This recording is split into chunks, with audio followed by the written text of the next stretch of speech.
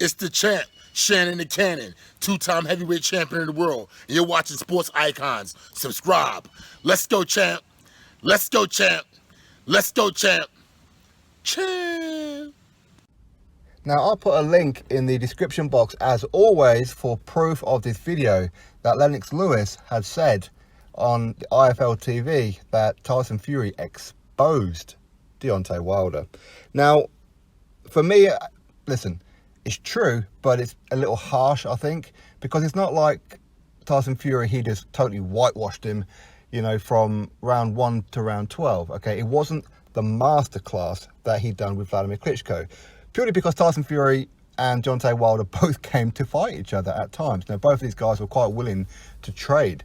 So for me, Deontay Wilder did better than what Wladimir Klitschko did. Now, ultimately, I still say it, and I will forever say it, that Tyson Fury should be the WBC heavyweight world champion. So, did Deontay Wilder get exposed? Now, in my previous video there for the post-fight analysis, I said to you guys that I thought Deontay Wilder's jab looked pretty good. And I want to kind of clarify that particular point, okay? Now, it's good for him, is really what I meant. I'm not saying it's a Lennox Lewis style jab, not at all. I'm saying that it was better than what it normally is. And I'm talking the first 3 or 4 rounds here, okay? I'm not talking all fight, I'm talking first 3 or 4 rounds. Wilder looked like he came to box. He actually looked like a boxer, where usually he's always wide-legged, like he's trying to get air to his mangina, okay? That's how Deontay Wilder fights. Always looking to detonate the right hand, always on the back foot, retreating. That's what he does. But in this one, he was the one coming forward. He was the one stalking Tyson Fury.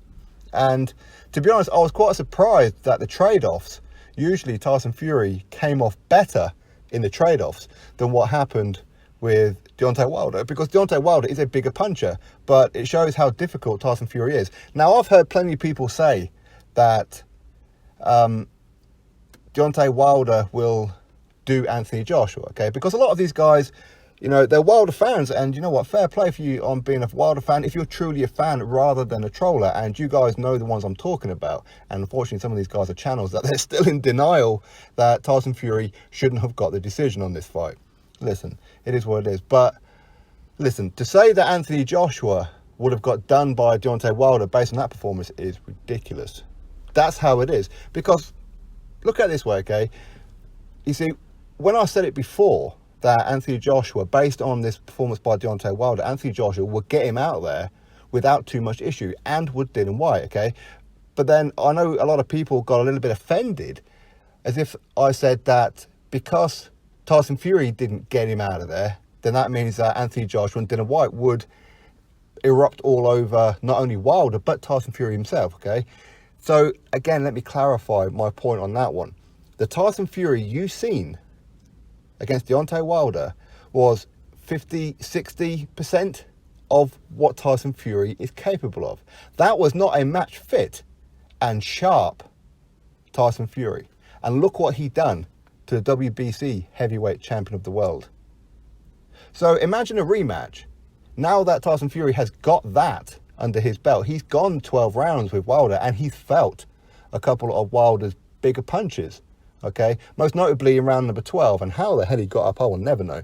But ultimately, maybe didn't hit him as hard as maybe what we thought he did. And again, a lot of people say that that was a slow count. Listen, go watch that knockdown again, put it on your phone and time it, okay? And you'll see that the referee was spot on. Now, had that had happened in round number 10 or round number 11 or before then the referee may have just dispensed with the count and just called the fight off. But because it was in round number 12 and because it was obvious who was winning, he gave him the benefit of the doubt, and probably thinking that maybe Wilder was going to jump all over him. But Tyson Fury, from that moment, went all over Deontay Wilder.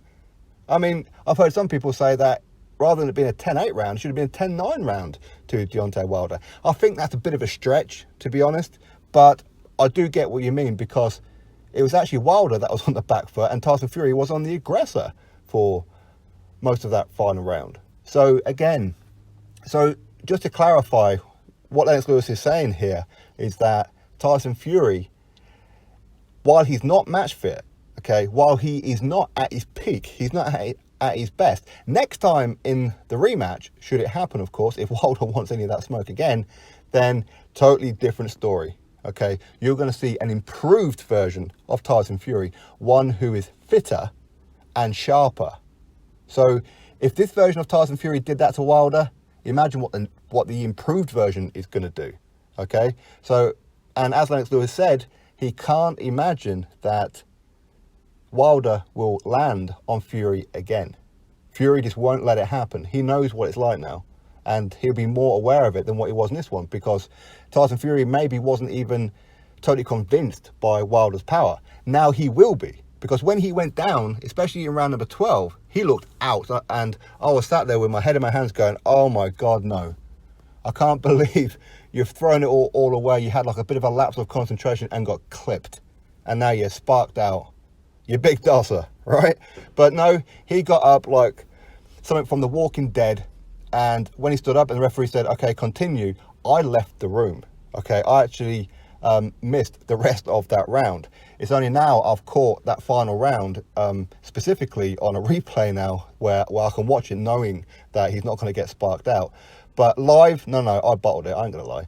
So, Tyson Fury, at this version, and I'm being generous when I say 70%, and I think a lot of guys will agree with that, and I know that a lot of Wilder fans, and big up on you, have actually said, yes, Tyson Fury won, and fair play.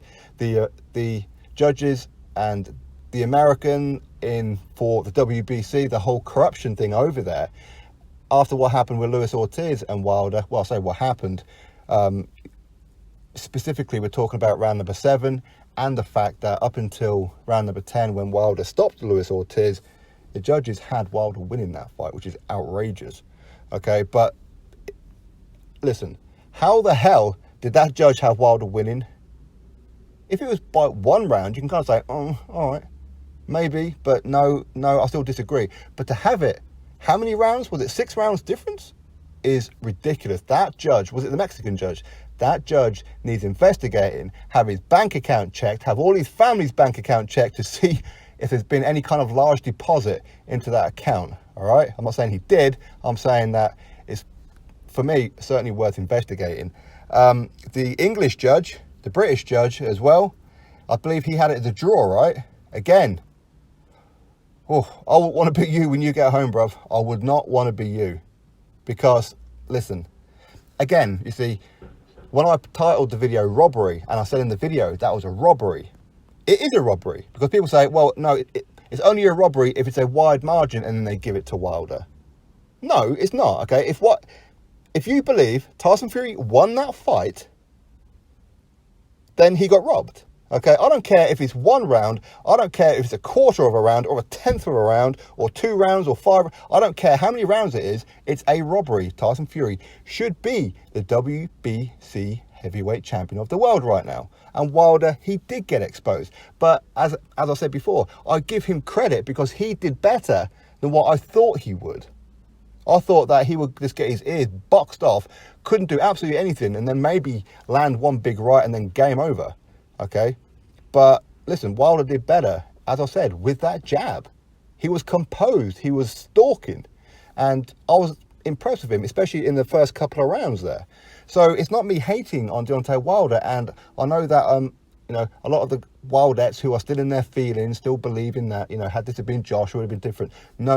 As I said, a 70%, and as I said, I'm being generous, exposed Deontay Wilder. Not as exposed as maybe what Lennox Lewis is saying, but he certainly should never have been able to do to Deontay Wilder what he done. He shouldn't have been able to do it. And regardless of the fact that he got dropped twice, fact is, this fight should never have gone 12 rounds. Wilder should have got him out of there earlier. Hence the reason why Tony Bellew was calling him out. Hence the reason why plenty of people were calling him out. So Wilder did get done, and in the rematch, as I said, Tyson Fury would have knocked that rust clean off. And in the rematch, expect a complete whitewash. 12 rounds of just Wilder getting peppered. I don't know, maybe he could have stopped Wilder at one point. I think maybe he could have had he put his foot on the gas, because he certainly stunned Wilder. He didn't make his legs wobble or anything like that, but he certainly looked hurt, and you could see in his face the way he backed off, and Tyson Fury just stood there, smiled and stuck his tongue out at him when he should have maybe jumped on him. But ultimately, who knows, had he jumped on him, he would have got clipped. I don't know. But anyway, that is Lennox Lewis's statement. He says that Deontay Wilder got exposed in this fight, and when the rematch happens, a far more improved Tyson Fury gets him out of there. Now, would this version of Tyson Fury have done Anthony Joshua? I don't know. I don't know is the honest answer. I don't know. I don't believe so. But ultimately, listen, it's two Brits. You know, flip a coin for me. I don't care who wins between them. Okay? And yeah, I'm not against Anthony Joshua and Tyson Fury getting it on April 13th. As Team Wilder, they're giving off the signals that they're looking at dominant Brazil. So, anyway, that's Lennox Lewis's statement. As I said, description box, and go give it a watch on IFL TV if you haven't seen it already. So all the Wildettes who's been trying to swing off of Lennox Lewis's testicles, then listen, he just said your man got exposed and Tyson Fury got robbed, and in a rematch Wilder has little to no chance. And I concur that. That's pretty much what I said. So yeah, drop your thoughts below, click that thumbs up, subscribe, catch you all on the next video.